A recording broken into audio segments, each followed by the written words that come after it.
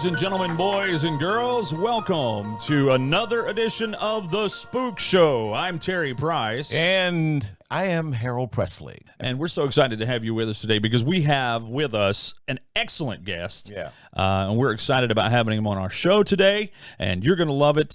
But before we get to that, we want to let you know exactly what we're all about here. If this is your first time joining us, and I hope it's not, we're a regular guy look at the spooky paranormal stuff that you just can't explain, that kind of stuff that maybe keeps you up, can't sleep afterwards, that sort of thing. Because if you're like me, that happens a lot. There's certain movies I won't even watch if it's nighttime. I mean, you know that too. Yeah. Maybe we need to have an episode on the spookiest movies we've ever seen. That's a good one. Yeah, we'll do that and maybe get other people to tell us theirs, and we can share those as well. Right, That'd be kind of awesome. Yeah.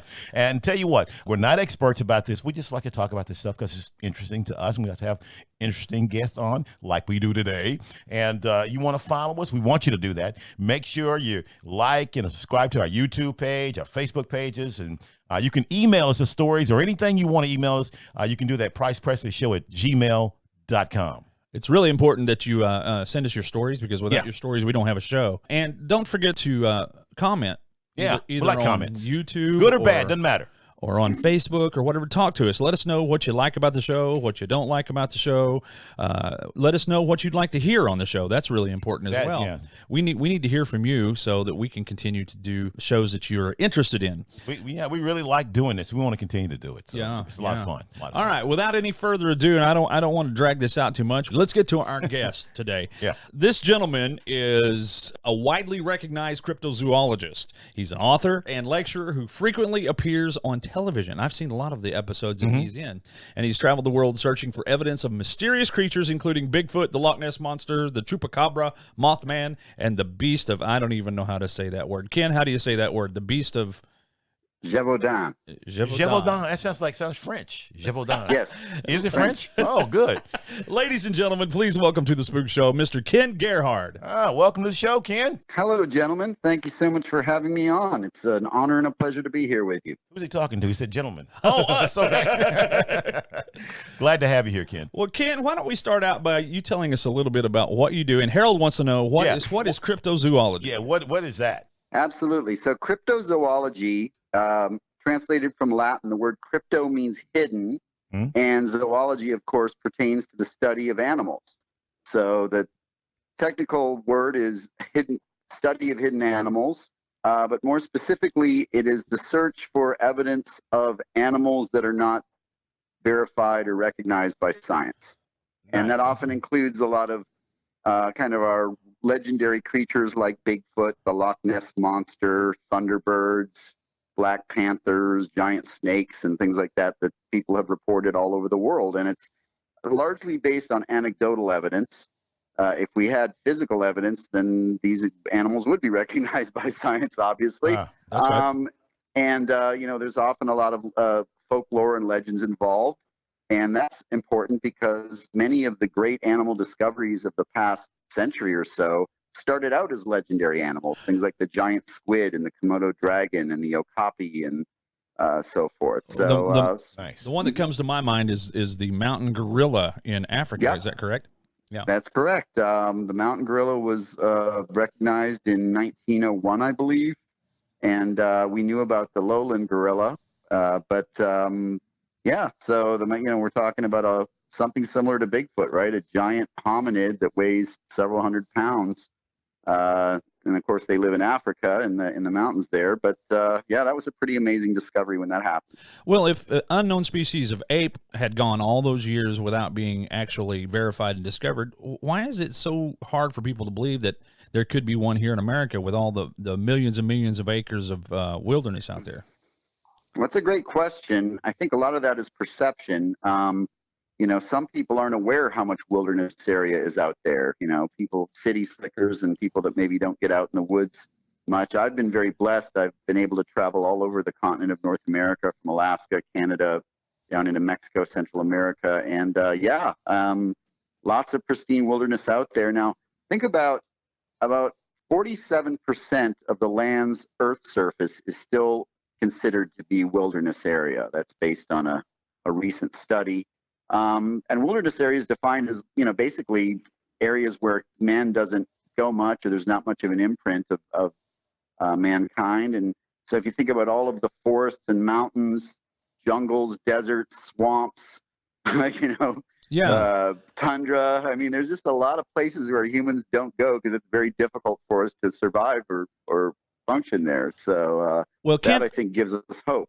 I just watched a program last night, as a matter of fact, and it was talking about the Amazon rainforest and how vast it really is, and that there are actual human tribes that have never, ever even been contacted by us, by the technologically advanced world. That they don't even know that there's such a thing as a car or air conditioning or anything like that. And it's the Amazon rainforest just by itself is a vast, unexplored, untouched area. Mm. Yep. Over 100 uncontacted tribes, by the way. Wow, that's a lot. Wow, that's a lot. So I mean, that's an estimate. Mm-hmm. It doesn't boggle the mind to consider the fact that there may be in all the vast wilderness here in the north, especially up in Canada and around that area, untouched wilderness, that there could be a bipedal hominid walking around, surviving. Okay, I'm going to ask the obvious question here. You just said 100 uncontacted tribes. Now, how do we know, if we haven't contacted them, that they're there? Well, that's a good question. It's an estimate, I think, but you're right. Well, I think some of it has been verified through aerial photography. Okay, that's what I'm getting at. What ways have they verified this? Although the Amazon is so dense that it's pretty dense. It's hard to can't see. That's penetrate that canopy. Yeah, I was watching the same. I don't think it's the same show, but a similar show on Planet Earth. I was watching that. Ken, what we'd like to talk to you about today is here in Texas, where Harold and I are, and you live in Texas as well, right? Yes, I'm in San Antonio. Yeah. Oh, okay. A lot of people don't realize that Texas is fairly well known for Bigfoot sightings. Yes. I mean, it's not just California, big mountain ranges or anything. Here in Texas, we have quite a few Bigfoot sightings as well. Let me start you off by asking, is there a difference between the creature that's been sighted in Texas and, let's say, the creature that's been reported in California so often? Yeah, well, you brought up a great point. When most people think of Bigfoot, of course, they think of the Pacific Northwest, places like California, Oregon, Washington State. Those are the top 3 states in terms of Bigfoot sightings and evidence. But then you have Florida, Ohio, Pennsylvania, and then Texas, I think, ranks 7th. Really? In terms of the number of Bigfoot sightings that have been documented. Yeah, so we're pretty high up there. Now, the vast majority of Bigfoot sightings in Texas occur in the far eastern section of the state, basically east of I-45. So in the Big Thicket, Sam Houston National Forest, the Trinity River Corridor, Davy Crockett, and then on the border there with Louisiana and Arkansas, all the way up from the Gulf Coast, all the way up to the farther northern part. But, that makes sense because you're talking about a habitat that's basically a lot of thick piney forests, bottoms, very swampy, dense vegetation, conifer trees or pine trees as you get a little bit farther up north there. We had Lyle Blackburn on the show a few episodes ago, and one thing that he talked about was also, because we talked about Fouke, Arkansas, and the creature from Boggy Creek and whatnot. But one thing we talked about was annual rainfall seems to play a part in these Bigfoot sightings. Yeah, of course, they like moisture. Like many animals do, they seek out water, and reputedly they're excellent swimmers, and they feed a lot near the water. Some of their primary food sources they've reported are fish and things like salmon and mollusks, clams, and things that they can dig out of the sand. So that all makes sense. And also conifer trees, again, pine trees. Yeah. The anthropologist Dr. Grover Krantz, who was a leader in the Bigfoot field for many years, scientific leader, pointed that out, that most of the sightings where you have Bigfoot are in areas where you have these conifer trees, evergreens and sequoias and things like that. So we don't know exactly why that is, but I think a lot of those areas tend to be pretty moist for the most part, or have higher precipitation. So that all holds true. Now, as far as the differences, I'd say generally speaking, the descriptions are very similar in terms of a man-like figure, bipedal or walking on its hind legs, very human-like gait, but almost completely covered in hair, and of course massively built, robust, and very tall. The average Sasquatch height estimate is about 7.5 feet, at least on the Pacific Northwest. So those things all kind of are consistent, but there are some differences. One being that I'd say the Texas versions are maybe estimated to be a little shorter, maybe not much, but maybe 6.5 to 7 foot range rather than the 7.5 to 8 foot range. Yeah. Additionally, in terms of behavior, and this is not only for Texas but the eastern United States, it seems as though encounters with Bigfoot, they seem to be a little bit more territorial or aggressive in terms of their disposition. I see. So I generally speaking, I'm not an advocate of the killer Bigfoot theories. I think that they are basically wired and designed to avoid humans, that they're very reticent about humans. But it would make sense in the eastern United States, where you have sort of fragmented wilderness, where you have reservoirs and roadways, highways, and things. There's a lot of habitat, but it's kind of broken up.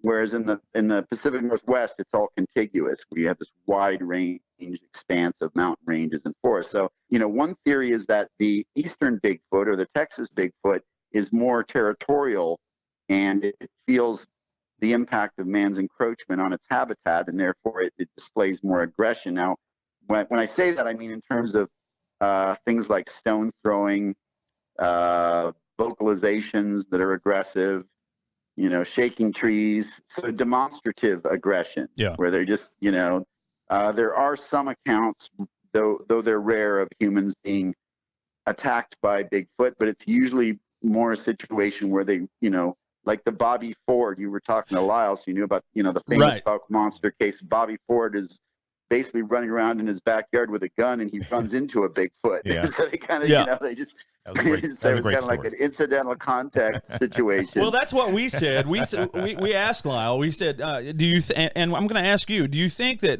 when Bobby Ford started to run around the corner of the house, and the creature from Boggy Creek was coming around from the other way, do you think they just ran into each other possibly, and the Bigfoot creature was just startled and was defending itself? Well, obviously, Lyle's done way more research on that case than I could ever hope to. So he's the specialist in that area. I've never interviewed any of the people involved in that case or really dug into it too deep. But from what I remember, and I have some of the newspaper articles and stuff from that time period, it seems like that was more of what seemed to have occurred. Yeah. And that's what we thought. They were running around. I mean, the thing was being aggressive. Don't get me wrong. It was reaching through windows and banging on walls and kind of terrorizing the family.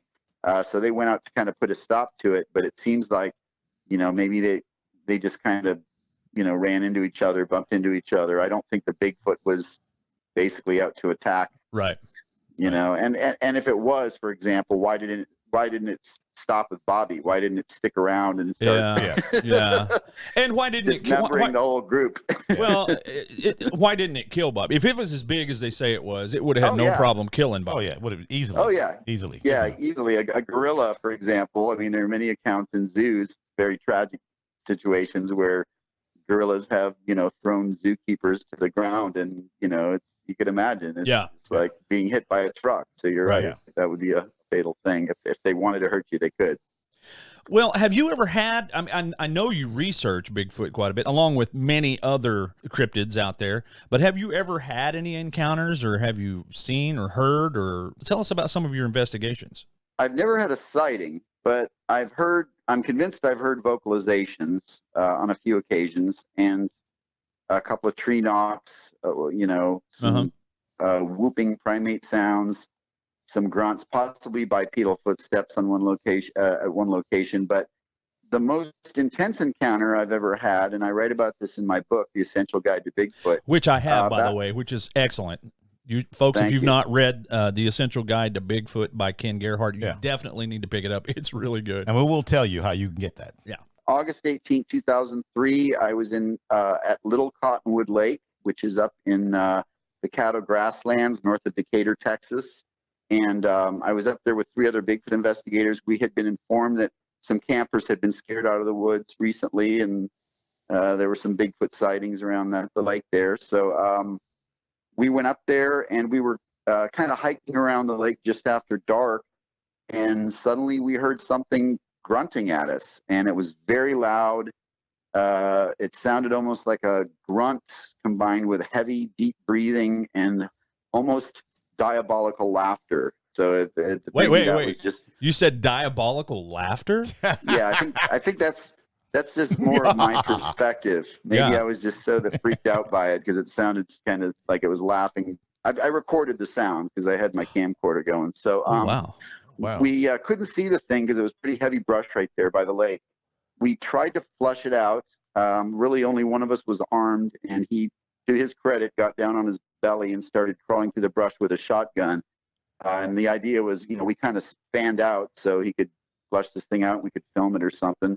But he kind of thought better of it. Started to back out after a minute mainly because he was on his belly. And he's on his belly. That's not a good. You don't want to enter any confrontation in that posture. Oh no, not a good position. I don't care if you're armed or not. But we basically went to a higher vantage point. There's a levee next to the lake, and we had a spotlight that we were shining down where we had heard this thing, and we did see some eye shine, yellowish green eye shine coming back at us. They looked high off the ground, but it was hard to tell. And then we went back and set up camp, and throughout the course of the night, we did hear this thing kind of moaning it moved across the lake, and it was kind of wailing or moaning, howling at us. Very mournful, and it would respond to us if we cried out, mimicked it, it would call back. And then nothing really else happened that night. But then the following morning, we finally made our way through this thick brush where we'd heard this thing initially, and there was a beach, and we did find some deep, very deep human-like footprints, and we found some several turtles, good-sized turtles that had been ripped in half, and the shells were just, several of them were laying there, and no meat left. It was just, so, I mean, I can't think of anything, any animal or any human or anything that can rip a turtle in half. So, so we're talking about top to bottom. So, well, just all the behavior that you described during the night, but prior to that morning, there's not many animals out there that would respond that way, or would hang around and circle, or continue to make noises and moan and stuff. I can't think of any animal. Maybe a cougar, but it just doesn't sound like a normal animal behavior in the wild. Yeah, no, I couldn't think of anything. And like when we first heard the vocalizations, the four of us there are all basically lifelong outdoorsmen that grew up in Texas. So we've heard a lot of different animals through the years. And when we heard this thing, there were a lot of F-bombs dropped, and we were looking at each other because we literally did not know what this thing was. And to me, it sounded like a primate. And, I've been around primates. I work with a zoo, and I've been in South and Central America, and I've heard howler monkeys, and it had that primates have a very distinct sort of vocalization, and that's kind of what it reminded me of. So. Well, have you had the recording analyzed by any of those audio experts? I mean, which audio experts are we talking? I mean, nobody's really an audio expert in Bigfoot vocalizations, as far as we know. But they can determine whether it's within the human range and that sort of thing, correct?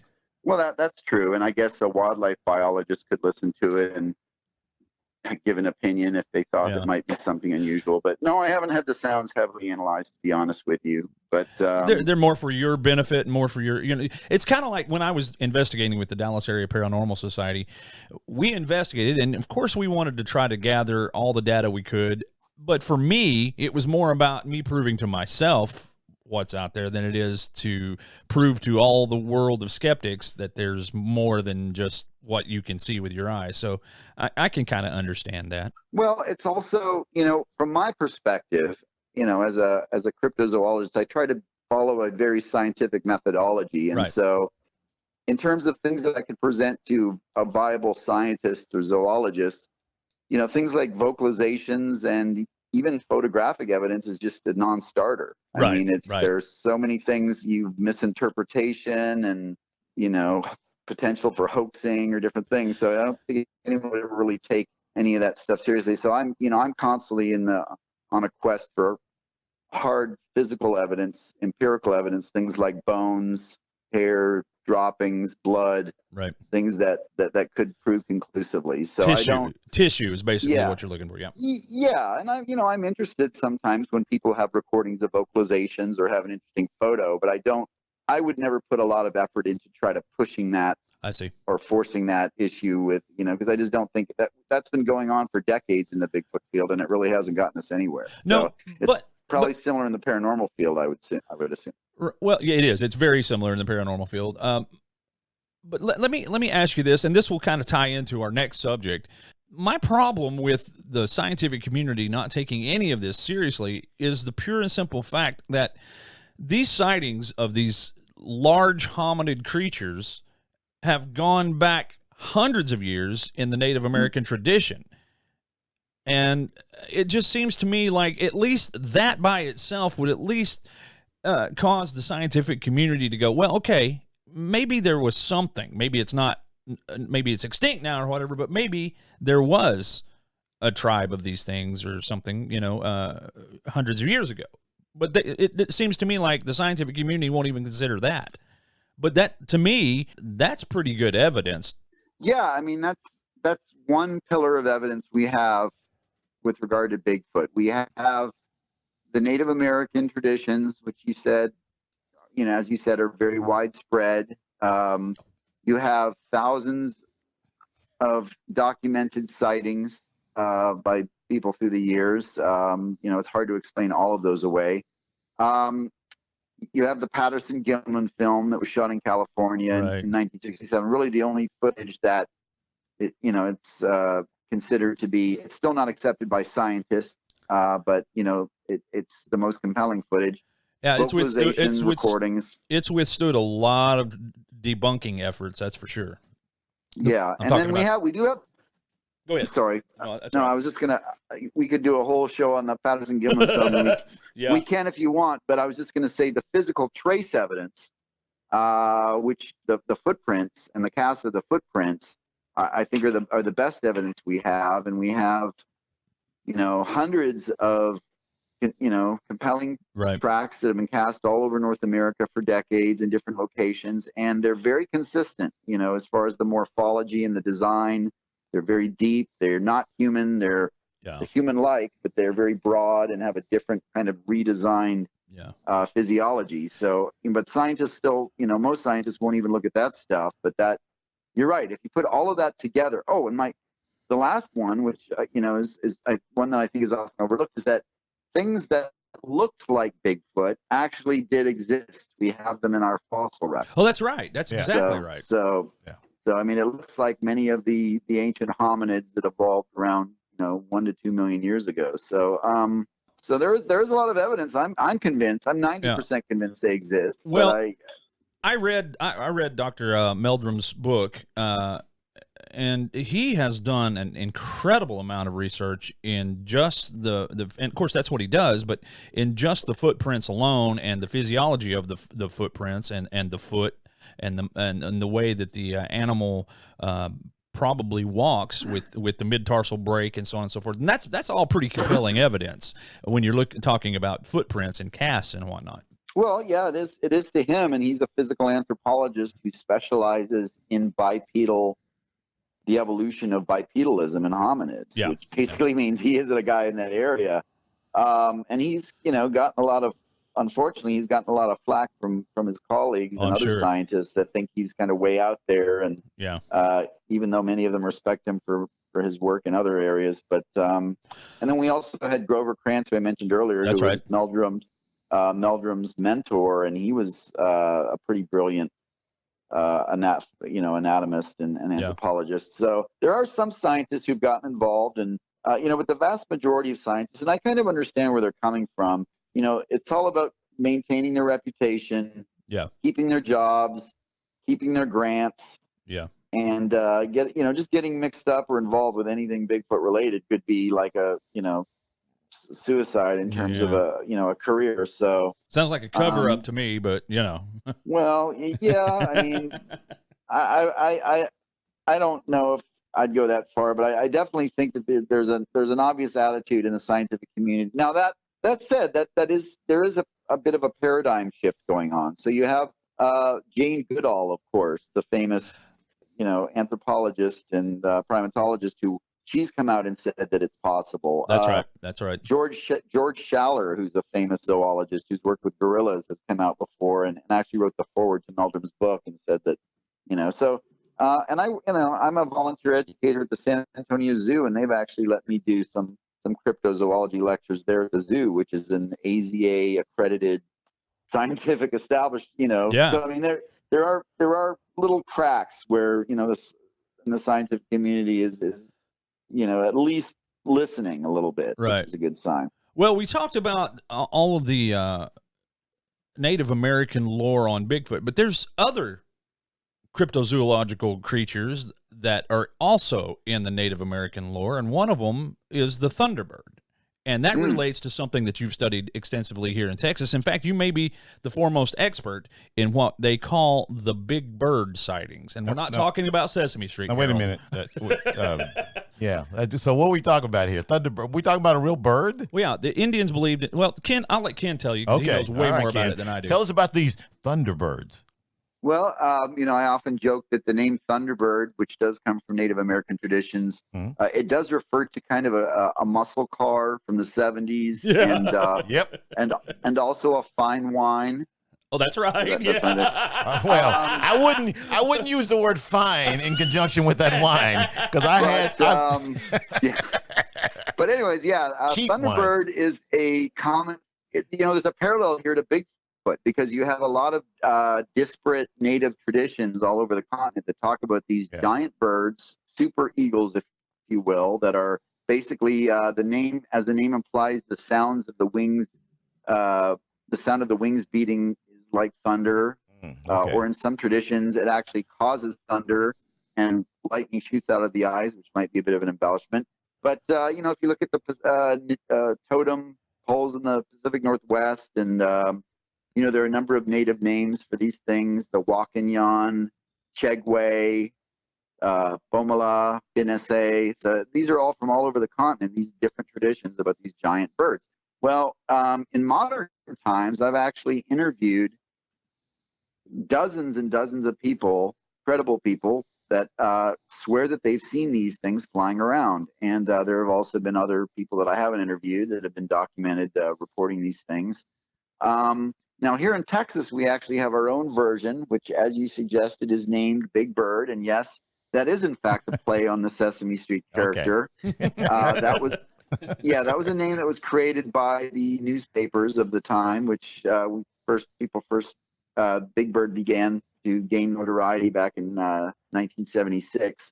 Many sightings down in the Rio Grande Valley. And, just as a side note, Bigfoot, the Abominable Snowman, and the Loch Ness Monster are also newspaper creations. So all of our cryptids seem to be named by Mothman is another one. They've all been named by newspapers. But anyways, so you have these Native American traditions of Thunderbirds. You have modern sightings. As far as Texas goes, sightings really, they date back, but again, the newspapers kind of got wind of everything starting in 1976. There were 3 notable sightings in the Rio Grande Valley.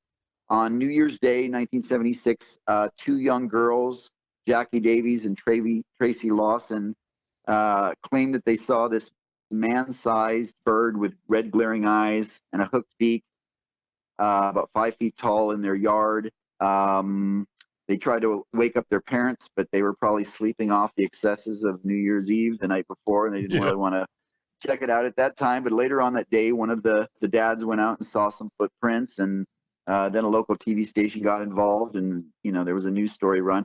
A few days later, on January 7th, a gentleman in Brownsville named Alberto Guajardo claimed that something slammed into his mobile home at night, and he went out to investigate with a flashlight and saw this giant bird on his property, kind of staring him down. He said his exact quote was, "It was like a bird, but not a bird. It was not from this earth," which may be just a little bit of an overreaction. Strangely, the thing didn't fly away, but it kind of just sulked off or walked off into the brush.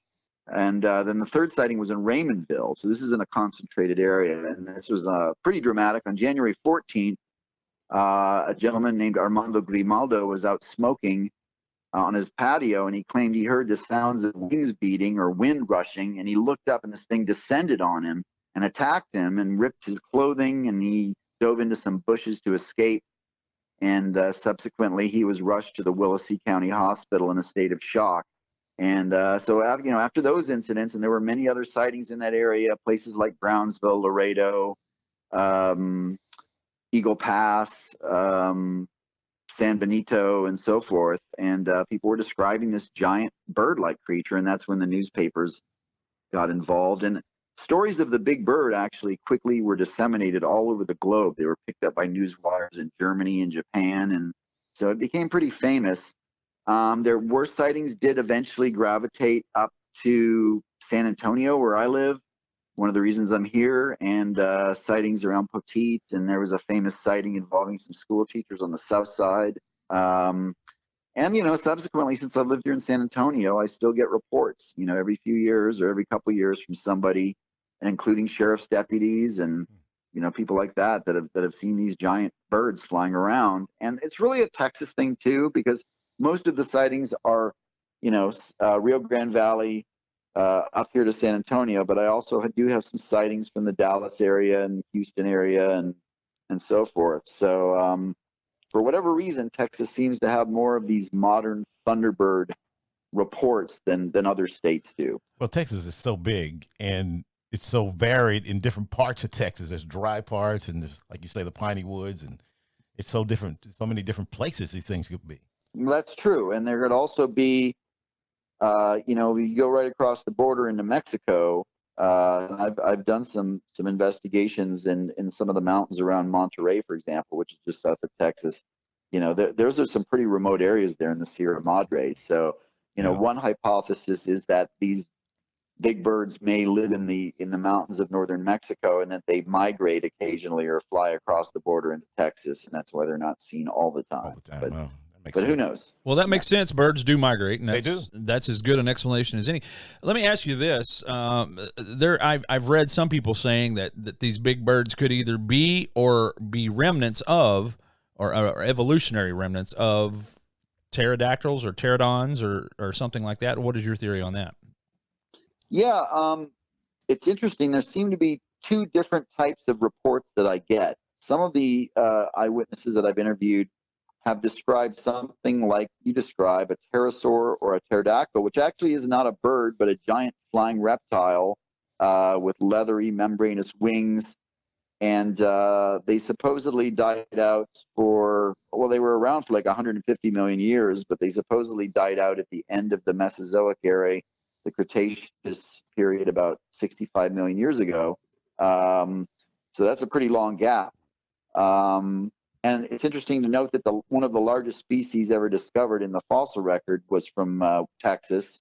The bones were discovered out in Big Bend National Park, something called Quetzalcoatlus northropii, which had a wingspan of like 40 feet across. Good Lord.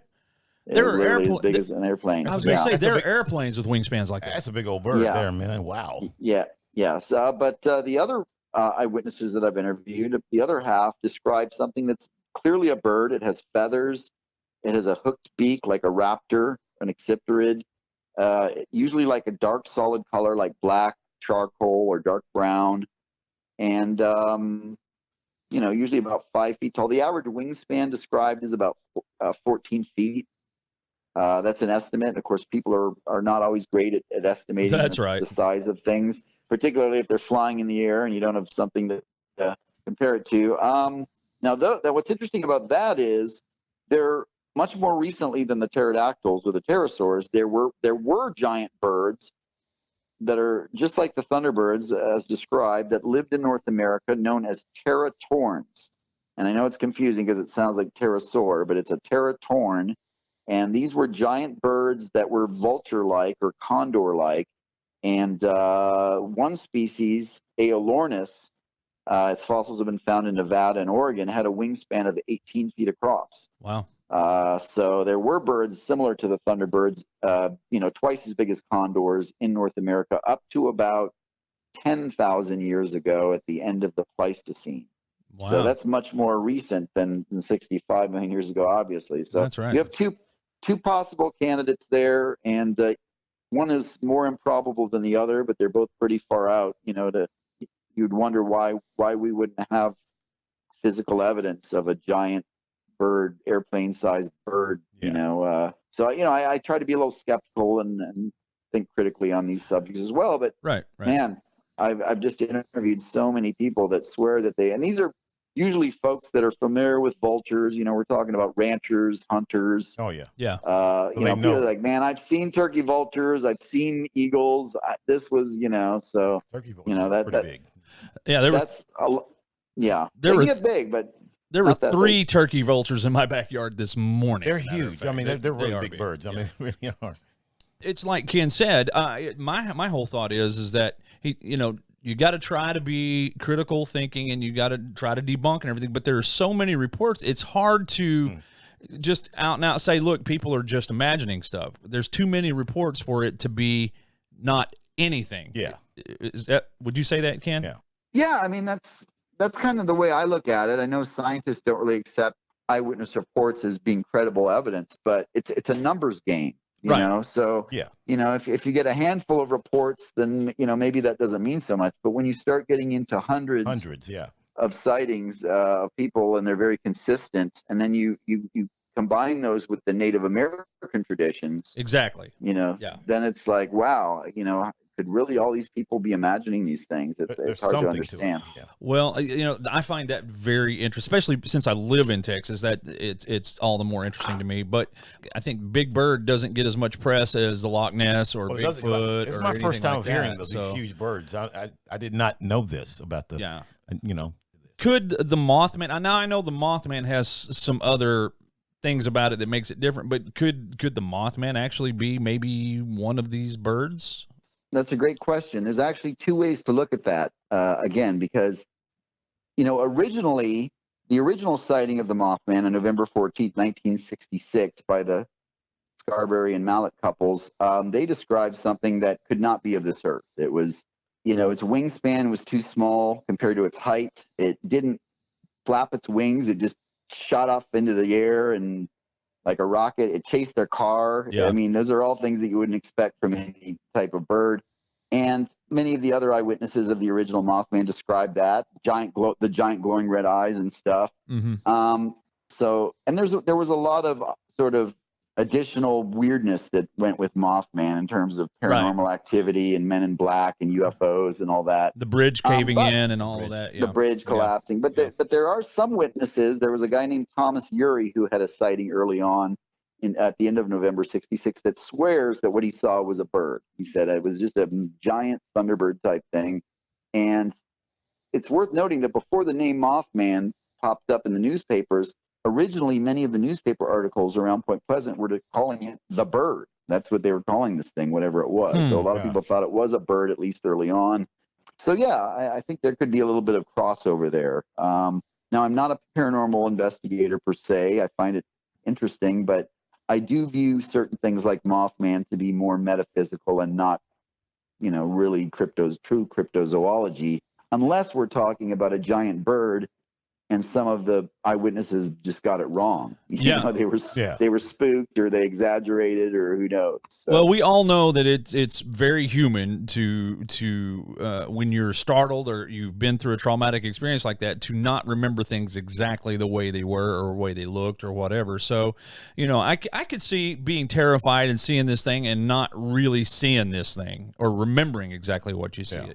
In my experience as a paranormal investigator, I know that whenever something like that happens, your brain goes into overdrive to try to make a logical explanation for what's happened. And I could definitely see some of these folks being scared enough that they didn't quite see it the way that it actually is. Well, I can testify to that, because I can tell you right now, if a rat came crawling in here, running across the floor, my recollection would be that's the biggest rat. It was as big as a house.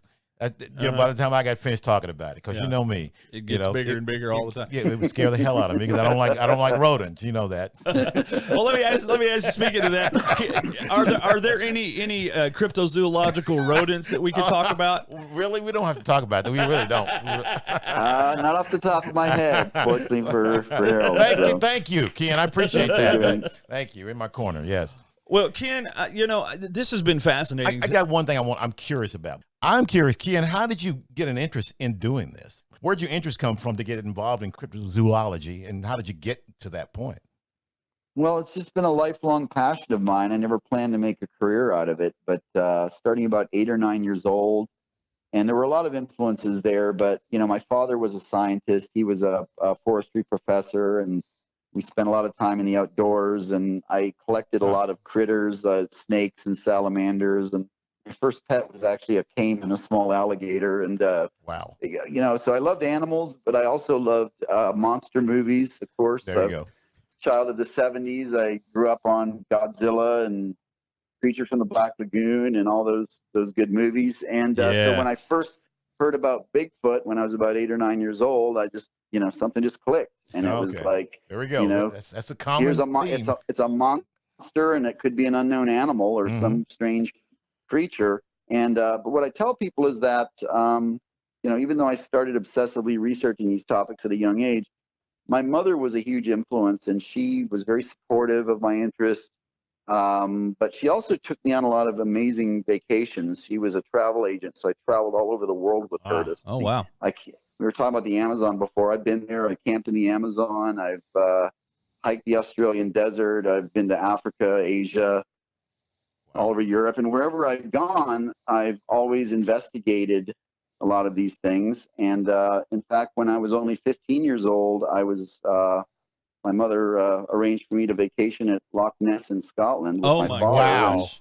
So I was hiking around the lake at age 15 with an 8mm movie camera, and I interviewed people and talked to all the locals, and so I was actively searching for it. That's awesome. I've been pursuing it my whole life, but I didn't plan to make it a career, but I've just been very blessed, and I've had opportunities, of course, to write books and do some TV shows and lectures, and so it's it keeps me going. Well, Terry is green with envy right now. I'm so jealous. I mean, going to Loch Ness is on my bucket list. You've said that before. That's one of your things you want to do. Are you going to be anywhere in our area anytime in Texas, soon?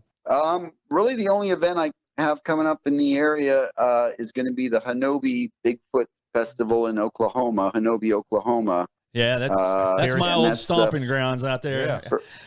First weekend in October, and unfortunately, I won't be there this year. But there is the Texas Bigfoot Conference in Jefferson, Texas. October 16th, I believe, and that's a 20 years going strong. It's a great conference for people that are interested in Bigfoot. They're going to have Dr. Jeff Meldrum and Lauren Coleman and Lyle Blackburn, and so I wish I could be. Probably going to be the first one I haven't been at in years, but I'm booked at another event in Indiana that weekend. So Harold and I are going to go next year. We're going to let COVID die down a little bit before we start going to these events. But Harold and I, hopefully, we'll start making some of these events, and maybe we'll get to meet you guys in person. But we'd sure like to have you on the show again sometime, maybe next year sometime or something like that, if you're willing to talk about other things. Maybe we'll talk about Mothman next time.